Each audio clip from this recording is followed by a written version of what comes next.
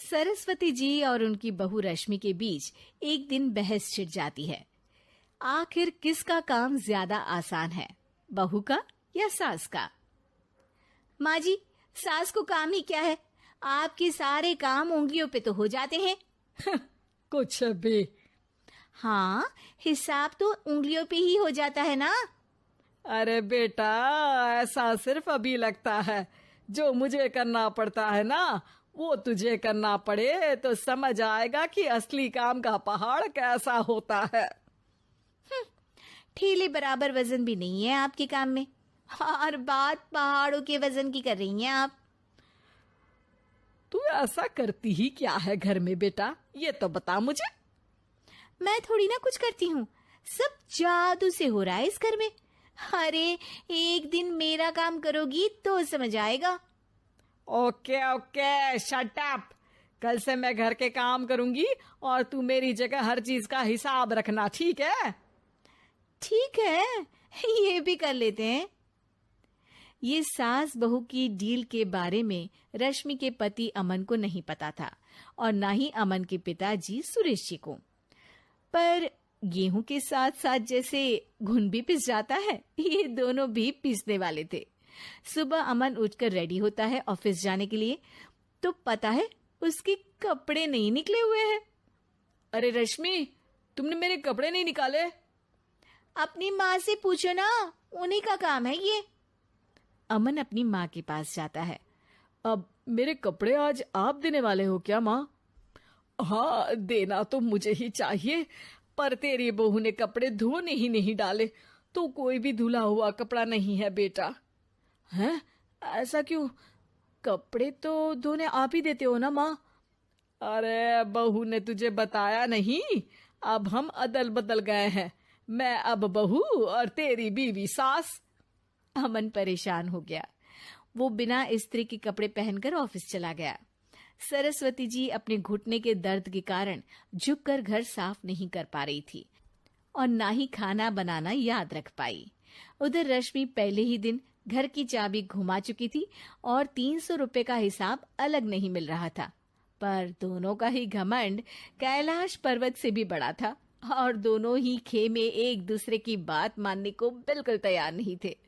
शाम को जब सुरेश जी और अमन खाना खाने बैठते हैं तो सरस्वती जी उनके सामने गाजर और पपीते लाकर रख देती हैं। अरे माँ, ये क्या है? ख्याली पुलाव के साथ सलाद। माँ जी खाना बनाना भूल गई लगता है। अरे एक एक चमन्नी का हिसाब है मेरे पास, खाना बनाना कैसे भूल जाऊंगी? ये तो मैंने पढ़ा था कि फल फ्रूट खाने से सेहत अच्छी रहती है, इसीलिए ये ले, एक फल खा ले। रात को सुरेश जी और अमन अपनी मीटिंग बिठाते हैं अकेले में। बाबूजी, इनकी लड़ाई के कारण ना हमें ठीक से खाना मिल रहा है, उल्टा घर के सारे काम रुक गए हैं। हाँ बेटा, 2 भैंसों की लड़ाई में बेचारे खेत के पौधों का भी नुकसान हो रहा है। पर पापा, क्या बताऊं आपको, मैंने माँ को इस महीने की 2 तारीख को बिजली के बिल के पैसे दिए थे। आज बिल भरने के लिए मांगने गया तो पता चला कि रश्मि उन पैसों से गैस सिलेंडर ले आई। अच्छा, तो सिलेंडर के पैसों का क्या हुआ?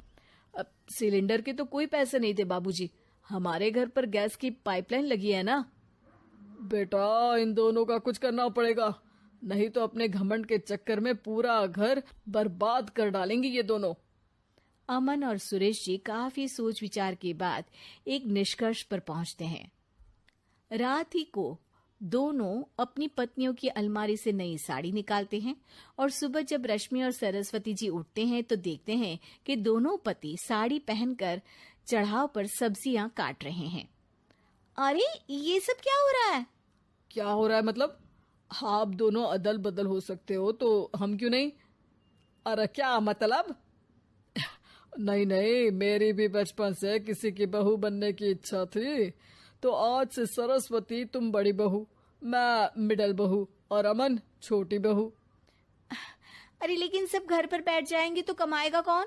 ये घर कैसे चलेगा? अब वो तो भैया या बाकी लोग जाने, अब हमने भी अदल बदल कर ही लिया है तो कुछ नहीं हो सकता। रश्मि और सरस्वती जी को समझ में आ जाता है कि उन दोनों की आपस की डील की वजह से इन दोनों को बहुत तकलीफ हो रही है और उनके ईगो ने दूसरों को कितनी यातनाएं दी है। अब असल में माँ जी आप सही थी, सास बनना बहुत मुश्किल है। अरे हाँ बेटा, और तू भी, मुझसे तो नहीं हो पाया सब घर के काम, वापस बदल ले क्या? हाँ हाँ बिल्कुल माँ जी, और अब आप दोनों भी बदल लीजिए, कोई आ गया तो आप दोनों को देखकर क्या सोचेगा। अच्छा है, आप दोनों के समझ में ये बात तो आई, मैं फटाक से कपड़े बदल लेता हूँ। अरे रुक जा बेटा, एक फोटो ले लेती हूँ तेरी, मेरी बेटी होती तो तेरे जैसी ही दिखती साड़ी में। और मेरा फोटो नहीं लोगी?